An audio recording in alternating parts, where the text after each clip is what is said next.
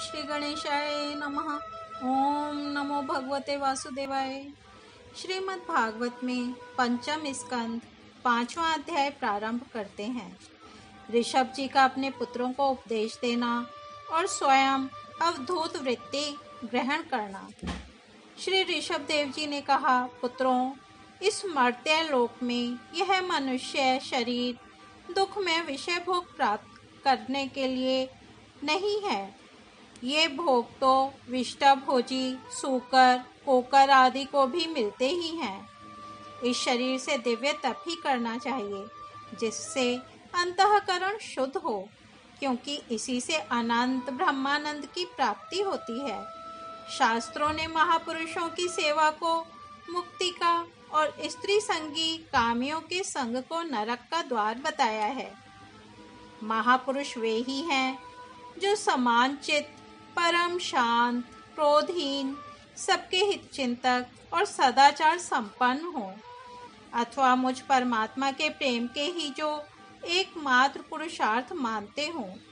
केवल विषयों की ही चर्चा करने वाले लोगों में तथा स्त्री, पुत्र और धन आदि सामग्रियों से संपन्न घरों में जिनकी अरुचि हो और जो लौकिक कार्यों में केवल शरीर निर्वाह के लिए ही प्रवृत्त होते हों। मनुष्य अवश्य प्रमादवश को कर्म करने लगता है। उसकी वह प्रवृत्ति इंद्रियों को तृप्त करने के लिए ही होती है। मैं इसे अच्छा नहीं समझता, क्योंकि इसी के कारण आत्मा को यह असत और दुखदायक शरीर प्राप्त होता है। जब तक जीव को आत्म तत्व की जिज्ञासा नहीं होती, तभी तक अज्ञानवश देह आदि के द्वारा उसका स्वरूप छिपा रहता है। जब तक यह लौकिक वैदिक कर्मों में फंसा रहता है, तब तक मन में कर्म की वासनाएं बनी ही रहती हैं और इन्हीं से देह बंधन की प्राप्ति होती है। इस प्रकार अविद्या के द्वारा आत्म स्वरूप के ढक जाने से कर्म वासनाओं के वशीभूत हुआ चित्त मनुष्य को फिर कर्मों में ही प्रवृत्त करता है। अतः जब तक उसको मुझ वासुदेव में प्रीति नहीं होती, तब तक वह देह बंधन से छूट नहीं सकता। स्वार्थ में पागल जीव जब तक विवेक दृष्टि का आश्रय लेकर इंद्रियों की चेष्टाओं को मिथ्या नहीं देखता, तब तक आत्मस्वरूप की स्मृति खो बैठने के कारण वह अज्ञानवश विषय प्रधान ग्रह आदि में आसक्त रहता है और तरह तरह के कलेश उठाता रहता है। स्त्री और पुरुष, इन दोनों का जो परस्पर दाम्पत्य भाव है, इसी को पंडित जन उनके हृदय की दूसरी स्थूल एवं दुर्भेद्य ग्रंथि कहते हैं। देहाभिमान रूपी एक एक सूक्ष्म ग्रंथि तो उनमें अलग अलग पहले से ही है। इसी के कारण जीव को देहेंद्रिय आदि के अतिरिक्त घर, खेत, पुत्र, स्वजन और धन आदि में भी मैं और मेरेपन का मोह हो जाता है। जिस समय कर्म वासनाओं के कारण पड़ी हुई उसकी यह दृढ़ हृदय ग्रंथि ढीली हो जाती है, उसी समय यह दाम्पत्य भाव से निवृत्त हो जाता है और संसार के हेतुभूत अहंकार को त्याग कर सब प्रकार के बंधनों से मुक्त हो परम पद प्राप्त कर लेता है। पुत्रों, संसार सागर से पार होने में कुशल तथा धैर्य, उद्यम एवं सत्वगुण विशिष्ट पुरुष को चाहिए कि सबके आत्मा और गुरु स्वरूप मुझ भगवान में भक्ति भाव रखने से, मेरे परायण रहने से, तृष्णा के त्याग से, सुख दुख आदि द्वंद्वों के सहने से जीव को सभी योनियों में दुख ही उठाना पड़ता है।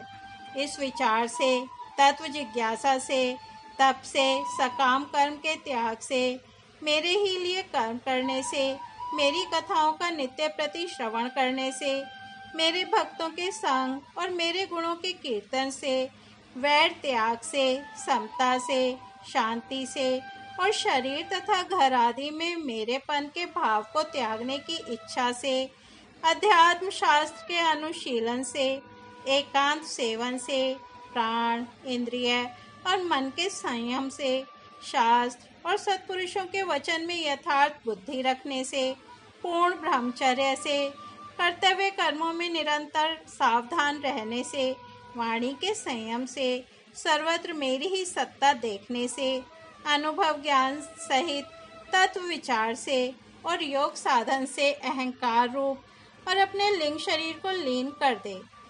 मनुष्य को चाहिए कि वह सावधान रहकर अविद्या से प्राप्त इस हृदय ग्रंथि रूप बंधन को शास्त्रोक्त रीति से इन साधनों के द्वारा भली भांति काट डाले, क्योंकि यही कर्म संस्कारों के रहने का स्थान है। तदनंतर साधन का भी परित्याग कर दे। जिसको मेरे लोक की इच्छा हो अथवा जो मेरे अनुग्रह की प्राप्ति को ही परम पुरुषार्थ मानता हो, वह राजा हो तो अपनी अबोध प्रजा को, गुरु अपने शिष्यों को और पिता अपने पुत्रों को ऐसे ही शिक्षा दे। अज्ञान के कारण यदि वे उस शिक्षा के अनुसार न चलकर कर्म को ही परम पुरुषार्थ मानते रहें, तो भी उन पर क्रोध न करके उन्हें समझा बुझाकर कर्म में प्रवृत्त ना होने दे। उन्हें विषयासक्ति युक्त काम में कर्मों में लगाना तो ऐसा ही है जैसे किसी अंधे मनुष्य को जानबूझकर गड्ढे में ढकेल देना। इससे भला किस पुरुषार्थ की सिद्धि हो सकती है? अपना सच्चा कल्याण किस बात में है, इसको लोग नहीं जानते। इसी से वे तरह तरह की भोग कामनाओं में फंसकर तुच्छ क्षणिक सुख के लिए आपस में वैर ठान लेते हैं और निरंतर विषय भोगों के लिए ही प्रयत्न करते रहते हैं। वे मूर्ख इस बात पर कुछ भी विचार नहीं करते कि इस वैर विरोध के कारण नरक आदि अनंत घोर दुखों की प्राप्ति होगी। गड्ढे में गिरने के लिए उलटे रास्ते से जाते हुए मनुष्य को जैसे आँख वाला पुरुष उधर नहीं जाने देता, वैसे ही अज्ञानी मनुष्य को अविद्या में फंसकर दुखों की ओर जाते देखकर कौन ऐसा दयालु और ज्ञानी पुरुष होगा जो जानबूझकर भी उसे उसी राह पर जाने दे या जाने के लिए प्रेरणा करे। जो अपने प्रिय संबंधी को भगवत भक्ति का उपदेश देकर मृत्यु की फांसी से नहीं छुड़ाता, वह गुरु गुरु नहीं है, स्वजन स्वजन नहीं है, पिता पिता नहीं है, माता माता नहीं है, इष्ट देव नहीं है और पति पति नहीं है। मेरे इस अवतार शरीर का रहस्य साधारण जनों के लिए बुद्धिगम्य नहीं है। शुद्ध सत्व ही मेरा हृदय है और उसी में धर्म की स्थिति है। मैंने अधर्म को अपने से बहुत दूर पीछे की ओर ढकेल दिया है। इसी से सत्पुरुष मुझे ऋषभ कहते हैं। तुम सब मेरे उस शुद्ध सत्वमय हृदय से उत्पन्न हुए हो, इसलिए मत्सर छोड़कर अपने बड़े भाई भरत की सेवा करो। उसकी सेवा करना मेरी ही सेवा करना है और यही तुम्हारा प्रजा पालन भी है। अन्य सब भूतों की अपेक्षा वृक्ष अत्यंत श्रेष्ठ है, उनसे चलने वाले जीव श्रेष्ठ हैं और उनसे भी कीटादि की अपेक्षा ज्ञान युक्त पशु आदि श्रेष्ठ हैं। पशुओं से मनुष्य, मनुष्यों से प्रथम गण, प्रथमों से गंधर्व, गंधर्वों से सिद्ध और सिद्धों से देवताओं के अनुयायी किन्नर आदि श्रेष्ठ हैं। उनसे असुर, असुरों से देवता और देवताओं से भी इंद्र श्रेष्ठ हैं। इंद्र से भी ब्रह्मा जी के पुत्र दक्षादि प्रजापति श्रेष्ठ हैं। ब्रह्मा जी के पुत्रों में रुद्र सबसे श्रेष्ठ हैं। वे ब्रह्मा जी से उत्पन्न हुए हैं, इसीलिए ब्रह्मा जी उनसे श्रेष्ठ हैं। वे भी मुझसे उत्पन्न हैं और मेरी उपासना करते हैं, इसलिए मैं उनसे भी श्रेष्ठ हूँ। परंतु ब्राह्मण मुझसे भी श्रेष्ठ हैं, क्योंकि मैं उन्हें पूज्य मानता हूँ। सभा में उपस्थित ब्राह्मणों को लक्ष्य करके विप्रगण, दूसरे किसी भी प्राणी को मैं ब्राह्मणों के समान भी नहीं समझता, फिर उनसे अधिक तो मान ही कैसे सकता हूँ। लोग श्रद्धा पूर्वक ब्राह्मणों के मुख में जो अनादि आहुति डालते हैं, उसे मैं जैसी प्रसन्नता से ग्रहण करता हूँ, वैसे अग्निहोत्र में होम की हुई सामग्री को स्वीकार नहीं करता। जिन्होंने इस श्लोक में अध्ययन आदि के द्वारा मेरी वेद रूपा अति सुंदर और पुरातन मूर्ति को धारण कर रखा है, तथा जो परम पवित्र सत्वगुण दम शाम सत्य दया ताप तितिक्षा और ज्ञान आदि 8 गुणों से संपन्न है, उन ब्राह्मणों से बढ़कर और कौन हो सकता है। मैं ब्रह्मादि से भी श्रेष्ठ और अनंत हूँ तथा स्वर्ग मोक्ष आदि देने की भी सामर्थ्य रखता हूँ। किंतु मेरे अकिंचन भक्त ऐसे नहीं स्पृह होते हैं कि वे मुझसे भी कभी कुछ नहीं चाहते। फिर राज्य आदि अन्य वस्तुओं की तो वे इच्छा ही कैसे कर सकते हैं। पुत्रों, तुम संपूर्ण चराचर भूतों को मेरा ही शरीर समझकर शुद्ध बुद्धि से पद पद पर उनकी सेवा करो। यही मेरी सच्ची पूजा है। मन, वचन, दृष्टि तथा अन्य इंद्रियों की चेष्टाओं का साक्षात फल मेरा इस प्रकार का पूजन ही है। इसके बिना मनुष्य अपने को महामोह में कालपाश से छुड़ा नहीं सकता। श्री सुखदेव जी कहते हैं, राजन, ऋषभदेव जी के पुत्र यद्यपि स्वयं ही सब प्रकार सुशिक्षित थे, तो भी लोगों को शिक्षा देने के उद्देश्य से महाप्रभावशाली परम सुहृद भगवान ऋषभ ने उन्हें इस प्रकार उपदेश दिया। ऋषभदेव जी के 100 पुत्रों में भरत सबसे बड़े थे। वे भगवान के परम भक्त और भगवत भक्तों के परायण थे।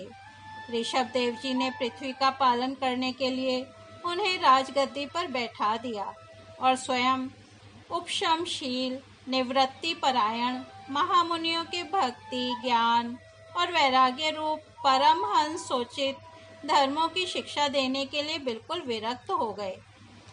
केवल शरीर मात्र का परिग्रह रखा और सब कुछ घर पर रहते ही छोड़ दिया। अब वे वस्त्रों का भी त्याग करके सर्वथा दिगंबर हो गए।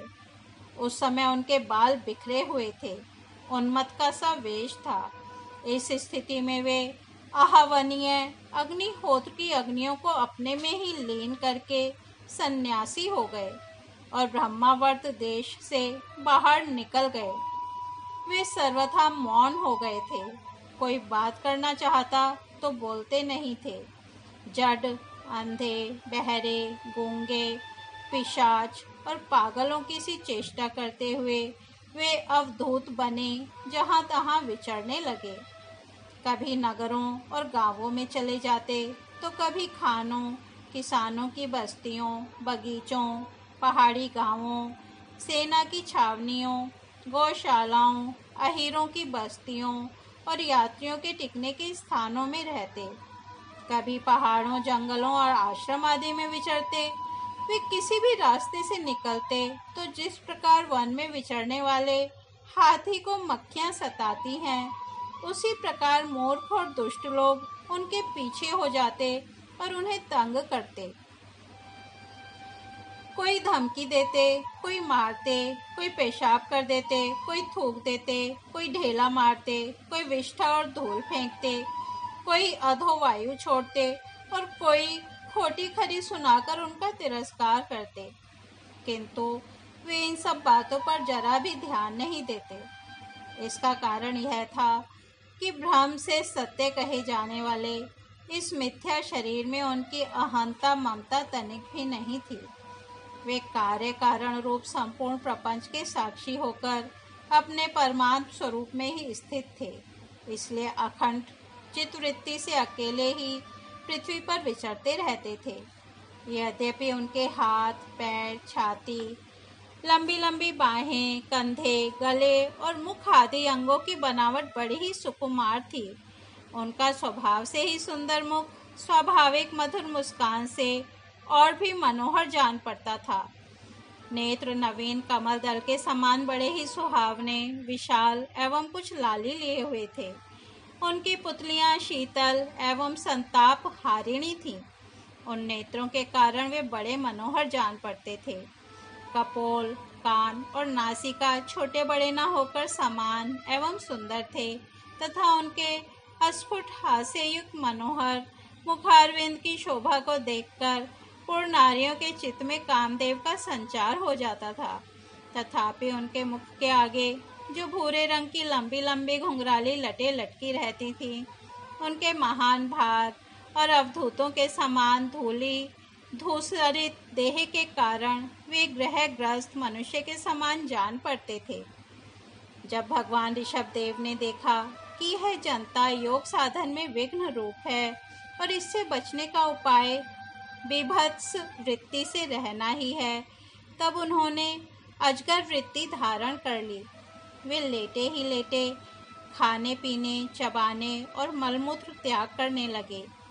वे अपने त्यागे हुए मल में लौट लौट कर शरीर को उससे सान लेते, किंतु उनके मल में दुर्गंध नहीं थी, बड़ी सुगंध थी, और वायु उस सुगंध को लेकर उनके चारों ओर 10 योजन तक सारे देश को सुगंधित कर देती थी। इसी प्रकार गौ, मृग और काका आदि की वृत्तियों को स्वीकार करके वे उन्हीं के समान कभी चलते हुए, कभी खड़े खड़े, कभी बैठे हुए और कभी लेटे लेटे ही खाने पीने और मलमूत्र का त्याग करने लगते थे।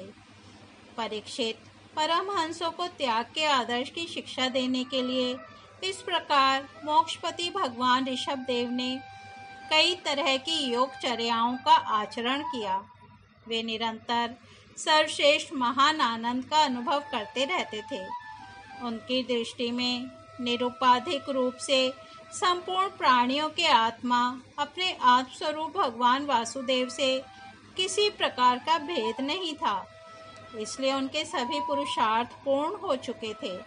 उनके पास आकाश गमन, मनोज वित्व अर्थात मन की गति के समान ही शरीर का भी इच्छा करते ही सर्वत्र पहुंच जाना, अंतर्धान, परकाय प्रवेश, दूसरे के शरीर में प्रवेश करना, दूर की बातें सुन लेना और दूर के दृश्य देख लेना आदि सब प्रकार की सिद्धियां अपने आप ही सेवा करने को आईं, परंतु उन्होंने उनका मन से आदर या ग्रहण नहीं किया।